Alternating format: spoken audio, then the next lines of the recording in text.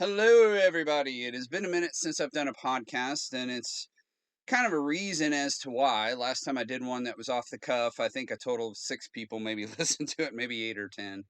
But I got kind of a little frustrated by that, and so I didn't make a podcast for a while. But you know what?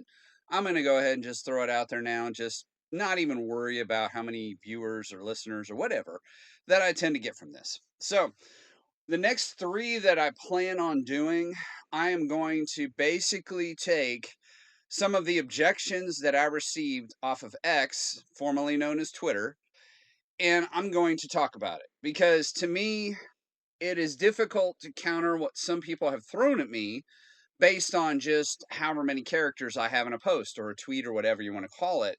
And I think it's probably better to just come here and talk about it right here, right now. So, without any further ado, I'm going to get into what I'm going to talk about today. And I'm entitling this The Three Things I Learned as a Baby Christian. And what this is from a post I made on X about when I was a new believer in Jesus Christ, had a copy of the scriptures, hadn't really started going to church yet at all because I didn't know where to go, and saying that I had arrived at the dispensational position. Now, Joel Richardson actually reached out and responded. Some of you don't like Joel Richardson because he argues against the pre-tribulational rapture. But to me, since the Lord did not make eschatology and your position therein a requirement for salvation, then I don't believe that we should really split fellowship over disagreements about rapture timing.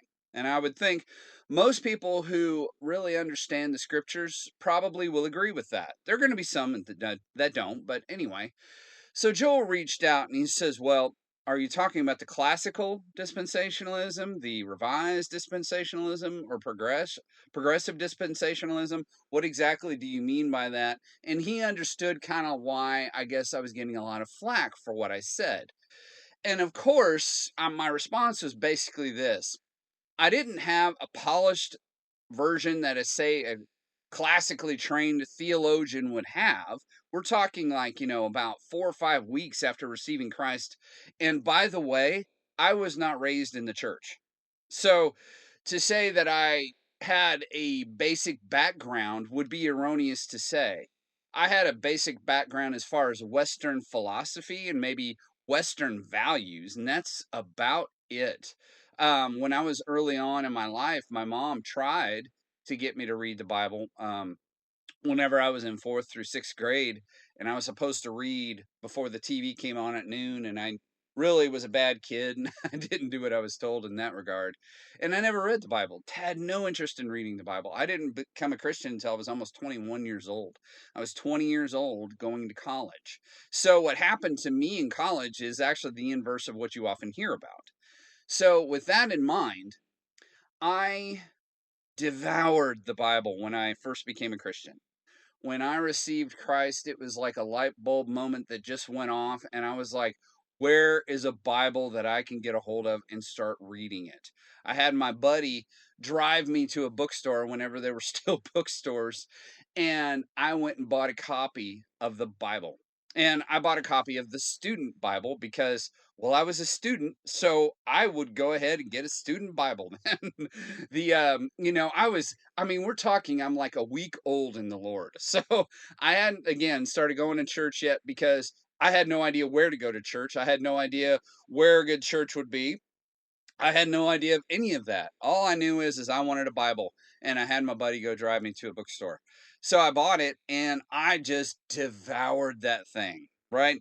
Since it was a student Bible, it was kind of like a study Bible, but it didn't have all of the commentary that, say, the MacArthur Study Bible would have per se. It was just simply, it had like, a basic overview of what the Bible was in the beginning of this particular Bible, and then it had reading plans. So I started a reading plan. I was like, well, that seems like a cool place to start. So I just did that, right? Like kind of like on YouVersion, that app now, you have a choice of so many different reading plans, and that's kind of what it was here. So I just started devouring the Bible. Okay. And I'm going to get right into this. The three things I learned as a Christian, as a baby Christian, I should say. The very first thing, and I should say also before I get into that, I had no recollection or clue about any sort of hermeneutics or any way that I should look at the Bible. I figured that the best way to read it was to take it at face value, understanding, of course, the nuance of language, meaning that if I say it's raining cats and dogs outside, I even knew then, well, I knew cats and dogs literally weren't falling out of the sky, right? That's a euphemism to say it's raining really, really hard out, right? It is a deluge, it is a downpour outside. So we have come up with phrases in order to illustrate that point of view and to kind of exaggerate the circumstances. So I kind of approached the hermeneutics in that way, recognizing when it was probably being used allegorically. I believe it's in Galatians chapter 4. Paul says, this person is this figuratively, and this person is that figuratively. That is absolutely 100% clear to even a baby Christian, right? That is how I approached the Bible when I was first reading it and devouring it, because everybody's saying there's no way you arrived at the dispensational position on your own. I'm going to illustrate what I mean by that right here, right now, with these 3 points. Number one, I saw that God clearly dealt with people differently throughout periods of times in the scriptures. Now, you'll have covenant theologians say that I believe that there are 3 covenants that they believe in. The dispensationalists will say there are 7 dispensations and variations all in between, right? It is absolutely clear. If you want to call it a covenant, you want to call it a dispensation. Some people may disagree with my characterization of this, but I believe we're talking about periods of time in how God dealt with humanity. Clearly, it was different in the garden. It was different throughout whatever I believe is called the dispensation of conscience or something to that effect. Again, not a trained theologian, but I'm getting there kind of thing. I am a seminary student.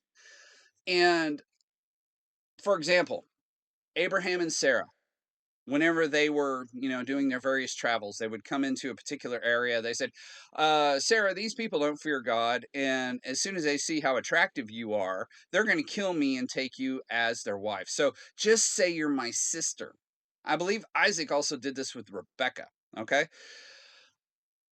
This didn't work out too well because yes, they immediately, oh, she's your sister. Oh, well, okay, and they took her, and they were probably going to try to sleep with her, to take her as their wife and sleep with them. But it was discovered, no, Sarah's actually Abraham's wife. And they come to Abraham and they're like, what have you done? You could have brought so much harm upon our nation if anybody had slept with her. What were you thinking? Get out of here and go away. There was a clear understanding, even within a culture that Abraham regarded as not God fearing, that they understood there were consequences to their sin, right? So that's clear. We go to the book of Exodus and we see the giving of the law. We see the giving of the covenant that God would give the people of Israel and the descendants of Israel, right? And so we would see also in the New Testament, there is now a covenant of grace. There is, in the King James Version, even prior to 1611, there was a version before that, and it escapes me what it is at this very moment, but I looked it up not too long ago, and it uses the word dispensation, which basically just means period of time. So I picked up on that very, very quickly. What it was called, I didn't even really fully understand until I came to X, formerly known as Twitter. Everybody's like, you're a dispensationalist. And eventually I just kind of owned the term because it was probably the view that I identified closely with, or closest to, I should say. I don't really walk around saying I'm a card carrying dispensationalist. I'm a card carrying classical dispensationalist. I don't say that. But I realize if you look at the scriptures, and even the covenant theologians realize it because they have periods of time they call covenants. The dispensationalists have a periods of time they call dispensations, yada yada ad infinitum. So I saw that very quickly. Number two, related to that in some degree, is that God is not done with Israel. That was clear, clear as crystal, clear as day. Now, I want to frame this by how I thought of the Jews before Christ and how I thought of the Jews after Christ. So before Christ, again, I was not raised in the church. I was very, I mean, I grew up in the 80s. I was a metalhead. I was all about having a good time. That song by the band Poison, Nothing But a Good Time, that was pretty much my anthem, right? I just wanted to go out, I wanted to find girls, wanted to get drunk and just have fun, right? That was my life. I had no real thought or idea about the Jewish people. I didn't have an antagonistic view. Probably it was very much an apathetic view, meaning that it didn't affect me, it didn't affect my life, so I didn't really worry about the Jewish people. And it's kind of like, well, it doesn't affect me, so whatever, but I think it was wrong to hate on them just for being Jewish. I thought that was dumb, but I didn't really think much past that. Now, after I received Christ, you're talking a fundamental shift away from that completely. I can't explain it, but I had an indistinguishable and, well, then maybe that's a bad word to use, but a very clear and distinct love for the Jewish people. As a matter of fact, in college, I was reassigned a roommate shortly after I became a Christian and found out he was Jewish. And I was like, "Oh, what tribe are you from?" And I was super excited. And he looks at me like, I don't know. He wasn't really a religious Jewish person. He was more like he identified with being Jewish, and he was raised like we say that people are raised in the church. He was raised in the synagogue. He did all the things that Jewish young boys are supposed to do as they grow up in the modern times. But he's like, as he grew into adulthood, he kind of just went his own way and did his own thing. And he was a lot like me prior to Christ, actually. He just wanted nothing but a good time. And so he didn't really identify with the religious aspect, and he obviously didn't know what tribe he was from. I think most modern Jews probably don't, as far as I understand it, but I could be wrong about that. But anyway, I would look at the scriptures, I would read the scriptures, and I'm like, it is absolutely 100% clear that God's not done with Israel. You really have to start making words mean what they don't say to really come at it from a different point of view, in my opinion. In other words, you look at Isaiah 53, 100% clear that's talking about Jesus. You could go do street preaching and just start quoting Isaiah 53, not even telling people that's what you're doing. And they're going to immediately say, "Why are you talking about Jesus?" Right? It's 100% clear. Whereas you look in Ezekiel 37, the Valley of Dry Bones prophecy, that clearly has not fully happened yet. So everybody's like, well, that's clear, that's allegorical. And then they'll look at Romans 9, that's not even talking about the Gentiles, and they'll arrive at the conclusion that, well, the church is now the Israel of God. Totally taking things out of context, yada yada, in my opinion. But it's very clear, and it was clear to me as a baby Christian, that God is not done with Israel. Even if we just take a plain sense reading of Romans 11, it's 1,000% clear. And it was clear to me back then that God is not done with Israel. Okay. Third, I read through the book of Revelation and I was like, this is clearly God punishing the world. I mean, that's pretty clear. Now, the symbolism and all this and that is clearly written in what they call apocalyptic literature, uses a heavy degree of symbolism, etc. I read through the judgments and I remember reading it for the first time and going, "Whoa, that's pretty heavy." And that's clearly God punishing the world. I don't think there's any other way to look at that. And I did not look at it as thinking, "Oh, this has already occurred." It's like obviously you have preterism out there that alleges that everything in the book of Revelation happened in 70 AD. I have a major problem with that just because of what Jesus said in Matthew 24. Speaking of that time period, he said that there has never been a time like it, nor shall ever be again. I would argue World War One and World War Two. Shoot, World War One was called the war to end all wars. It was the Great War. It was the war that was like, whoa, this has never happened in the history of the world, right? And then we had a second one. And then we had a long Cold War. And it just seems that the 20th century, and I believe it has been termed, it was the bloodiest century in human history. And I think that would be characteristically far worse than what happened to the Jewish people in 70 AD. So, I mean, that's a reason why I have a problem there. But anyway, back then I did not look at the book of Revelation and say, oh, this has all occurred already. And then obviously when I got to the book of First Thessalonians, good grief, it's a bookend. We're not appointed to wrath in chapter 1, verse 10, and in chapter 5, verse 9, we're not appointed to wrath. Paul says it twice in that book. And then obviously in the middle of that book, he talks about the catching away. He talks about the harpazo, or what we have termed the rapture, right? A lot of people want to say, well, the rapture is not in the Bible. Well, actually, it is, because you have the Greek word harpazo that is there in 1 Thessalonians 4:17 that we have termed in the English translations caught up in the Latin version they translated rapier or rapturo, which is where we come up with the phraseology of rapture. It is in the Bible, folks. But anyway, I looked at that saying, okay, I guess we're going to be removed before the time of punishment. That's the conclusion I came to. 100%. So I came to the idea on my own. God has dealt with people in different ways to various times through different means. Number one. Number two, God is clearly not done with Israel. That is clear as crystal. Number three, we would be removed before a time of absolute wrath on this earth that we have never seen before, nor shall ever be seen again. And it's going to be absolutely horrific. Okay. I arrived at that position on my own without having read the scriptures. And then when I did go to church, when I started going to church, I went to a church that where the pastor called himself a dispensationalist. So yes, I did get it confirmed by a pastor. Everybody has been saying there's no way you arrived at that position on your own. Someone taught it to you. I want to sit here and go, okay, well, first of all, you have no idea who I am.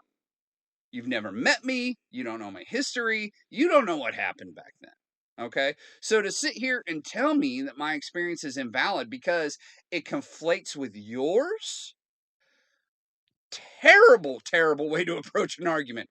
It is going to put somebody on the defensive like that. You're going to just basically get that person to go, okay, I'm not listening to you because number one, I did experience this. So how dare you tell me that I didn't when you have no clue who I even am as a person?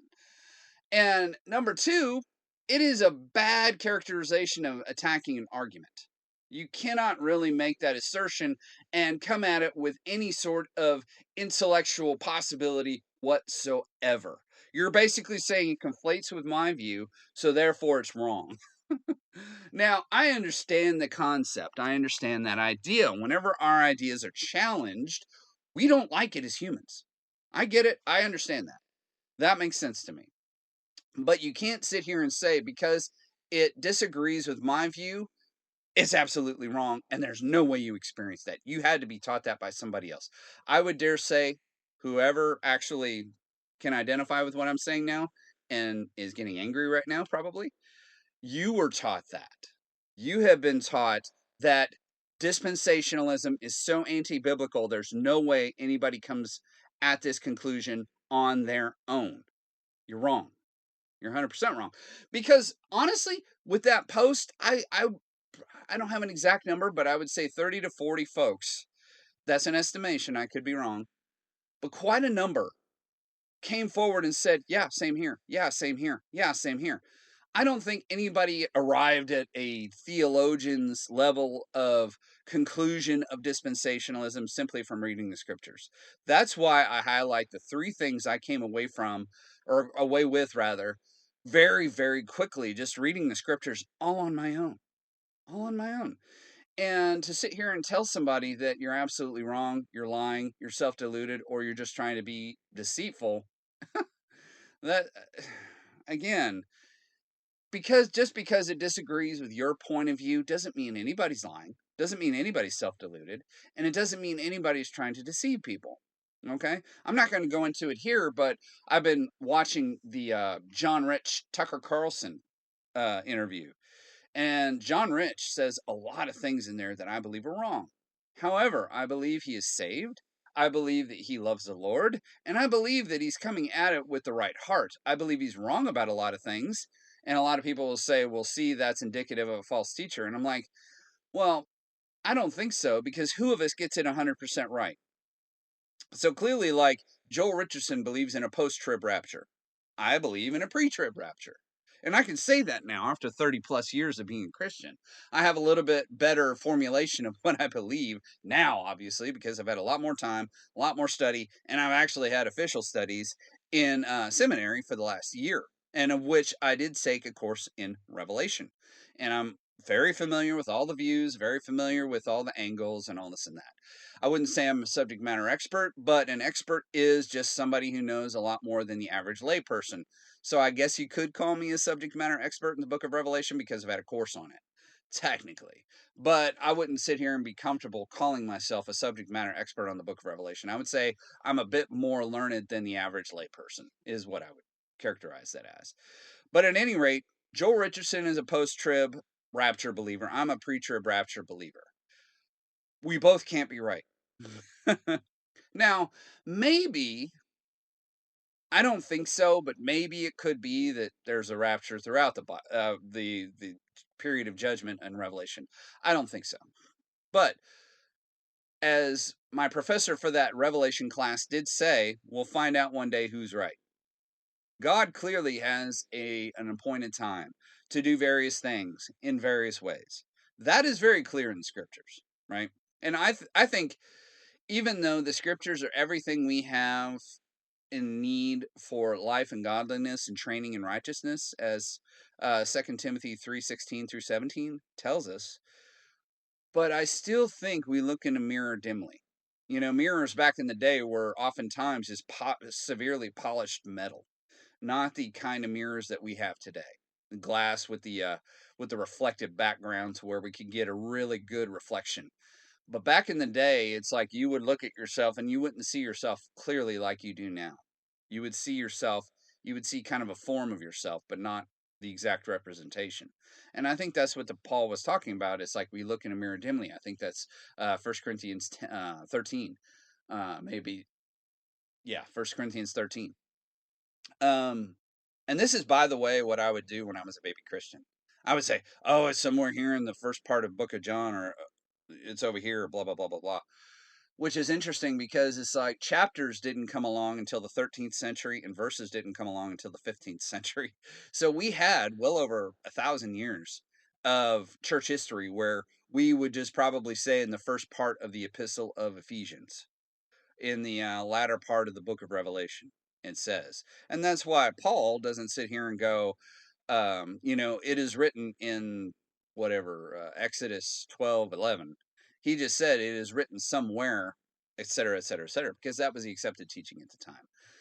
I did this a lot when I was a baby Christian. I still kind of do. I don't necessarily have the chapter and verse memorized. It's very easy to sit here and point to, whatever, Ephesians 2, verses 8 and 9 to illustrate that we are saved by grace through faith. Okay.